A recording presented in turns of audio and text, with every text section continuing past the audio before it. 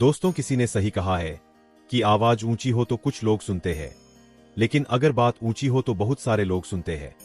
नमस्कार दोस्तों, एक छोटी सी कहानी। ये कहानी एक लड़के की 24 साल का लड़का जो सेठ के यहाँ पर नौकरी करता था। उसके माँ बाप इस दुनिया में नहीं थे। जिंदगी बड़ी परेशानी में चल रही थी। वो जाता था, रोजाना पैसे कमा करके घर आता था, खाना बनाता था, खाता था, सो जाता था। एक दिन उसने देखा कि एक बूढ़ा फकीर अपनी पीठ पर 3 ठेले लेके एक शहर से दूसरे शहर की ओर जा रहा था।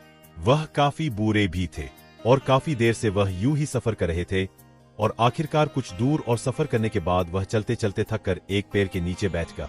तभी उनकी नजर एक नौजवान युवक पर पड़ी जो उसी रास्ते से जा रहा था और वह भी उसी दिशा में जा रहा था जिस दिशा में उन बूढ़े फकीर को जाना था। तभी वह लड़का उन बूढ़े फकीर के पास से होकर गुजरा। इस पर वह फकीर उस लड़के से कहते हैं, सुनो बेटा, क्या तुम मेरी थोड़ी सी मदद कर सकते हो? यह ठेला बहुत भारी है और मैं बूढ़ा हो चुका हूं। मैं ज्यादा समय तक इनका बोझ नहीं उठा सकता और मैं बहुत थक भी चुका हूं। तो क्यों ना तुम मेरे एक ठेले को ले लो और मुझे उस दूसरे गांव तक पहुंचा दो। इसके बदले में मैं तुम्हें 3 स्वर्ण मुद्राएं दूंगा। वह लड़का उन फकीर की सारी बातें सुनता है और उन फकीर से कहता है, कोई बात नहीं बाबा, मैं आपकी मदद करने के लिए तैयार हूँ। कहिए आपको कहाँ जाना है? ऐसा कहकर उस लड़के ने उन फकीर का एक ठेला उठा लिया और अपने कंधे पर ले लिया। तभी उस जवान लड़के को यह एहसास हुआ कि यह ठेला तो सचमुच बहुत भारी है। वह लड़का और फकीर दोनों रास्ते में आगे की और बढ़ चले। कुछ दूर आगे चलने के बाद देखते ही देखते वह गांव खत्म होने लगा और अब एक सुनसान रास्ता आगे की ओर जा रहा था। वे दोनों अपने मार्ग में मस्त होकर आगे की ओर बढ़ रहे थे। जब भीड़ से पूरी तरह से अलग हो गए तो वह लड़का उन फकीर से कहता है, बाबा, इस ठेले में आखिर ऐसा क्या रखा है जो ये ठेला इतनी वजन है? इस पर वह फकीर आदमी उस लड़के को जवाब देते हुए कहते हैं, कुछ नहीं बेटा, बस इसमें तांबे के कुछ सिक्के भरे हुए हैं, इसी कारण ये ठेले में बहुत वजन है।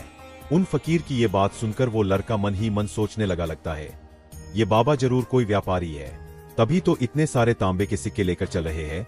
और फिर तभी उसके मन में एक ख्याल आया कि मुझे क्या करना है, मुझे तो खाली ये ठेला दूसरे गांव तक पहुंचा है।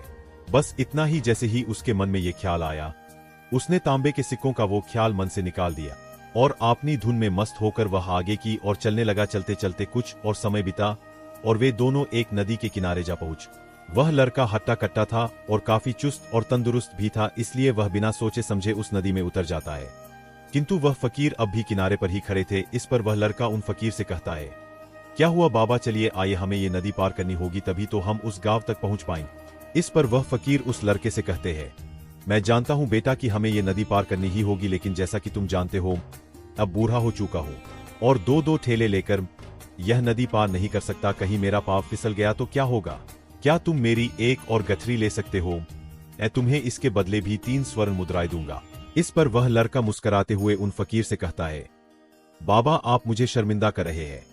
यदि आप मुझे स्वर्ण मुद्राएं ना भी दे तो भी आपका कार्य अवश्य करूंगा, मैं आपको उस दूसरे गांव तक जरूर पहुंचाऊंगा। इस पर वो फकीर मुस्कुराते हुए उस लड़के से कहते हैं, बेटा, तुम तो बड़े ही भले इंसान लगते। इतना कहकर उन्होंने वह दूसरी गाठरी भी उस लड़के को थमा दी। उस लड़के ने जब वह दूसरी गाठरी अपने कंधे पर रखी तो वह गाठरी भी उसे बहुत ज्यादा भारी लगी, लेकिन उसने वहां पर कुछ नहीं कहा। जैसे तैसे उन दोनों ने नदी पार की। नदी पार करने के बाद बातों बातों में ही उस लड़के ने उन फकीर से कहा, बाबा, आखिर इस दूसरी गठरी में क्या है? ये गठरी भी बहुत वजन है। इस पर वह फकीर उस लड़के को जवाब देते हुए कहते हैं, बेटा, इसमें चांदी के सिक्के हैं, इसी कारण ये गठरी भी बहुत वजन है। उन फकीर की ये सारी बातें सुनकर अब उस लड़के का दिमाग तेजी से काम करने लगा था। वह ये सोच रहा था कि एक ठेले में तांबे के सिक्के हैं और दूसरी में चांदी के। ऐसा प्रतीत होता है मानो ये फकीर बाबा कहीं दूर से आ रहे हैं और उन्होंने अपनी सारी जमीन जायदाद बेचकर ये सारे सिक्के इकट्ठे किए हैं, तभी तो वह इतना धन लेकर चल रहे हैं। लेकिन वह लड़का उन फकीर से कुछ नहीं कहता और वे दोनों चुपचाप मार्ग में आगे की ओर बढ़ते चले जाते हैं। कुछ दूर आगे बढ़ने के बाद एक बार फिर एक सुनसान राह आती है। उस सुनसान रास्ते को देखते ही उस लड़के के मन में तरह तरह के विचार उत्पन्न होने लगे। वह यह सोचने लगा, अरे ये तो सुनसान जगह है, अगर मैं ये सिक्के लेकर यहाँ से भाग जाऊं तो ये फकीर मुझे कब तक दौड़ाएंगे? मुझे नहीं लगता कि मुझे कभी पकड़ पाएंगे और यहाँ पर कोई है भी नहीं जो इनकी मदद कर पाए। और वैसे भी ये बहुत सारे सिक्के हैं, मैं इनसे एक अच्छी दुकान खरीद सकता हूँ, अपना नया व्यापार शुरू कर सकता हूँ। और वैसे भी ये बूढ़ा फकीर अब इन पैसों का क्या करेगा? इससे अच्छा तो मैं ही इन्हें रख लेता हूँ। वो लड़का ये सब बारे में सोच ही रहा था। तभी अचानक उसे खुद पर आश्चर्य हुआ, अरे ये क्या सोच रहा हूँ, ये फकीर बाबा ना जाने कहाँ से आ रहे हैं और क्या खोज करके इन्होंने इतने सारे पैसे इकट्ठा किए होंगे। मुझे इनका फायदा नहीं उठाना चाहिए, नहीं नहीं, मुझे ऐसा नहीं करना चाहिए। उसने कुछ देर के लिए तो अपने मन के विचारों को काबू कर लिया, लेकिन कुछ देर बाद उसके मन के विचार उस पर देखते ही देखते हावी होने लगे। वह लड़का 2 ठेले लेकर उन फकीर के पीछे पीछे चल रहा था और कुछ दूर आगे चलने के बाद एक पहाड़ी आ। इस पर वह फकीर बाबा उस लड़के से कहते हैं, बेटा ये पहाड़ी में नहीं चढ़ पाऊंगा, मैं काफी बुरा हो चुका हूँ और मेरे घुटनों में भी दर्द रहता है। यदि तुम मेरी तीसरी गठरी भी ले लो तो मैं तुम्हें 3 और स्वर्ण मुद्राएं दूंगा, लेकिन याद रखना इसे कहीं गिराना मत, कहीं ये गरिया खुल ना जाए। इस पर वह लड़का उन फकीर से कहता है, क्यों बाबा, आखिर इसमें ऐसा क्या है। इस पर वह फकीर उस लड़के से कहते हैं, बेटा इसमें स्वर्ण मुद्राएं है। यह सुनकर वह लड़का मन ही मन बहुत प्रसन्न हो। उसने चुपचाप वह गठरी भी उन फकीर से ले ली और देखते ही देखते फिर दोनों मार्ग में आगे की और बढ़ने लगे। अब वह फकीर बिना कोई वजन लिए हुए आराम से पहाड़ की चढ़ाई पर चढ़ रहे थे, किंतु वह नौजवान लड़का जो पीछे था वह वजन के कारण बहुत धीरे धीरे चल पा रहा था। लेकिन जब से उसने सोने का नाम सुना था उसका मन तो छलांग मार रहा था। वह मन ही मन सोच रहा था, अगर मुझे यह सारा धन मिल जाए तो मेरा पूरा जीवन तो आराम से कट जाएगा। वैसे भी ये बाबा तो बूढ़े हो चुके हैं, भला इन्हें इतने पैसों की क्या जरूरत है, इनका जीवन तो वैसे भी कट चुका है।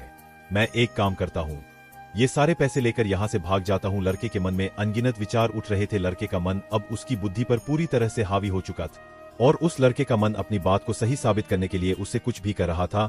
और तभी उस लड़के के मन में एक और विचार उत्पन्न हुआ और अब की बार वह लड़का यह सोच रहा था, लगता है यह फकीर बाबा कोई चोर है, वरना इनके पास इतनी सारे स्वर्ण मुद्राएं कहाँ से आएंगे। अगर ये कोई व्यापारी होते तो भला ये इस तरह से पैदल यात्रा तो नहीं करते, और अगर पर इनके पास इतने सारे पैसे थे तो ये कोई ना कोई साधन भी तो अवश्य कर सकते थे। लगता है ये कोई चोर है और चोर से चोरी करने में भला क्या बुराई है। ये सोचता हुआ वह लड़का अब उन फकीर से तेजी से आगे की ओर बढ़ रहा था और देखते देखते वह फकीर से आगे भी निकल चुका था। और वह यह सोच रहा था कि जैसे ही इस पहाड़ की ढलान आएगी मैं तीनों गरियां लेकर भाग जाऊंगा, इससे ये सारे पैसे मेरे हो जाएंगे और मेरी गरीबी भी हमेशा हमेशा के लिए दूर हो जाएगी। मैं जो चाहूंगा मैं वो कर पाऊंगा, मेरे पास बहुत सारा धन होगा। और देखते देखते वो दोनों पहाड़ की चोटी पर पहुंच गया और अब ढलान का रास्ता शुरू होने वाला था। तभी वह लड़का उन फकीर से नजरें बचाकर वह तीनों गठरियां लेकर भागता हुआ आगे बढ़ गए। अब उसे अपना शरीर बहुत हल्का महसूस हो रहा था, मानो उसे उन तीनों ठेलों का वजन तक ना मालूम पड़ रहा। काफी दूर दौड़ते दौड़ते किसी तरह से वह अपने आप को बचते बचाते अपने घर पहुंचा।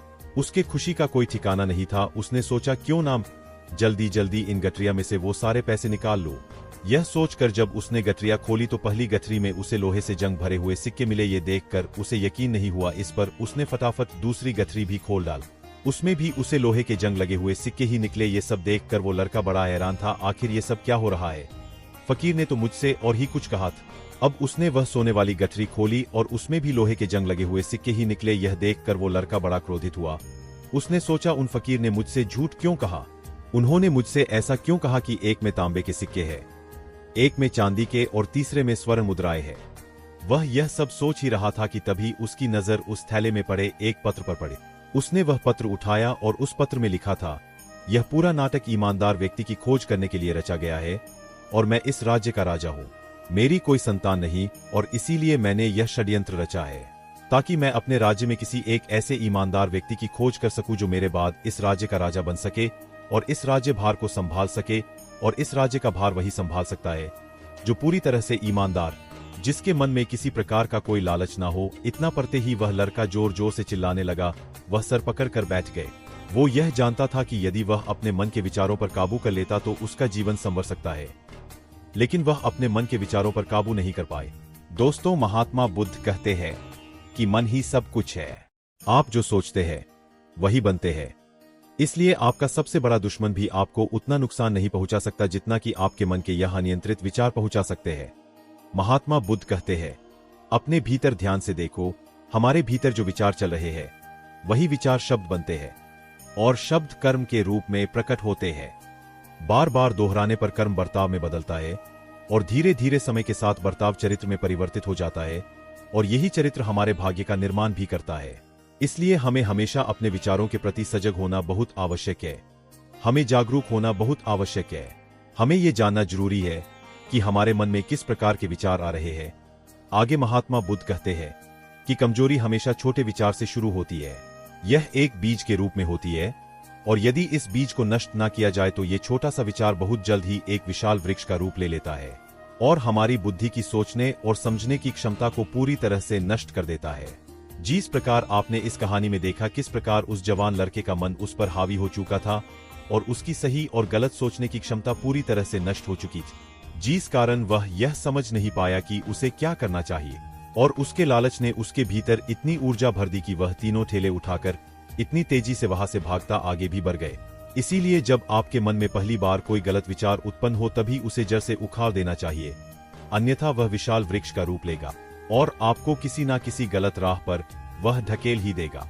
आप चाहकर भी उसे रोक नहीं पाएंगे। लेकिन अब आपके मन में यह प्रश्न उठ रहा होगा कि हम भला अपने मन के विचारों को कैसे नियंत्रित करें। हमारा मन तो इतना चंचल है, वह इतना शक्तिशाली है कि वह हम पर हावी हो ही जाता है। हम चाहकर भी उस पर नियंत्रण नहीं कर पाते। इसका जवाब में महात्मा बुद्ध हमें दो बातें समझाते हैं। पहली बात, सही इरादा विकसित करो। कई बार आपने देखा होगा कि आपके मन में कुछ और होता है किंतु आप कहते कुछ और है, क्योंकि आपके मन के भीतर जो कुछ बसा है वही आपके मुख से बाहर भी निकल रहा है। लेकिन जब हमसे वह गलती हो जाती है तो उसके बाद हमारा मस्तिष्क अच्छी तरह से काम करना शुरू कर देता है। हमारे सोचने और समझने की क्षमता एक बार फिर से जागृत हो जाती है और ऐसी अवस्था में हमें यह एहसास होता है कि हमसे गलती हो गई है और फिर हमारा मन दुखी हो जाता है, हमारा मन अफसोस से भर जाता है। और इस भरीपन और दुहक से बचने के लिए महात्मा बुद्ध हमें सही इरादा विकसित करने के लिए कहते हैं। इसके लिए जब भी आप कोई कार्य करने जा रहे हो तो सबसे पहले आपको ये खुद से पूछना चाहिए कि जो कुछ भी मैं करने जा रहा हूँ इसके पीछे मेरा इरादा क्या है। क्या मैं दूसरों को दुहक पहुंचाना चाहता हूँ या दूसरों को नीचा दिखाने जा रहा हूँ या मुझे खुद को ऊपर उठाना है। खुद से सवाल कीजिए, खुद को जागृत कीजिए। जब आप इरादों के प्रति सचेत होने लगेंगे, जब आप विचारों के प्रति सजग होने लगेंगे, तभी आपके भीतर सकारात्मक ऊर्जा का प्रवाह होगा। तभी आप सकारात्मक इरादों से जुड़ने लगेंगे और आपके मन के भीतर बसी हुई वह नकारात्मक ऊर्जा और नकारात्मक इरादे दिन ब दिन कम होने लगेंगे। परंतु याद रहे, आपको यह हर रोज करना होगा और आपको यह हमेशा ध्यान रखना होगा कि आपको केवल अच्छा सोचना है। आपके इरादे हमेशा अच्छे होने चाहिए, तभी आप दुहक और तकलीफों से बच सकते हैं। अन्यथा आप इसी तरह से दुहक और तकलीफों में घिरे ही रहेंगे और आप कभी इससे निकल नहीं पाएंगे। दूसरी बात, मन के प्रति सजगता विकसित करो, जिससे आपका मन देखते देखते शांत होगा और आपके मन के भीतर बसी हुई वह नकारात्मक ऊर्जा, नकारात्मक विचार खत्म होने लगेंगे और आप शांति की ओर आगे बढ़ेंगे। और आपको इसके लिए बस इतना ही करना है कि इस पल में जो कुछ भी हो रहा है, आपकी आंखों के सामने आपके भीतर जो कुछ भी जैसा भी चल रहा है, बस उसे देखते रहना है। अपने मन के अच्छे बुरे विचार, अपनी भावनाओं और अपनी यादों पर बिना प्रतिक्रिया दिए उन्हें केवल देखते रहना है, जिससे आपके मन के सारे विचार देखते ही देखते खत्म होने लगेंगे। आपका मन खाली होने लगेगा और आप नकारात्मक विचारों से ना सोच से बच सकते हैं और आप इन दुख और तकलीफों से भी दूर रह सकते हैं। इसीलिए महात्मा बुद्ध कहते हैं, जो स्वयं को देखता है वही सबसे बड़ा तपस्वी है। अर्थात जो अपने मन में चल रहे उन विचारों को बिना प्रतिक्रिया दिए हुए केवल देखता है और उन पर कोई भी प्रतिक्रिया नहीं करता, बस उन्हें देखता और समझता है। वास्तविकता में वही मन पर नियंत्रण भी कर सकता है और वही अपना जीवन सुखी और खुशहाली तौर पर जी सकता है। इसलिए यदि आप भी अपने जीवन को सुखी और खुशहाल बनाना चाहते हैं तो आपको सबसे पहले अपने मन पर नियंत्रण साधना ही होगा, अपने मन को खाली करना ही होगा, अपने मन के विचारों के प्रति आपको सजग होना ही होगा। दोस्तों, उम्मीद है कि आपने आज की इस वीडियो से जरूर कुछ ना कुछ सीखा होगा। अगर आपको ये कहानी अच्छी लगी हो तो इस वीडियो को लाइक करें और हमारे चैनल मोटिवेशन बुद्धा को सब्सक्राइब करें। हम मिलते हैं अगली वीडियो में। धन्यवाद।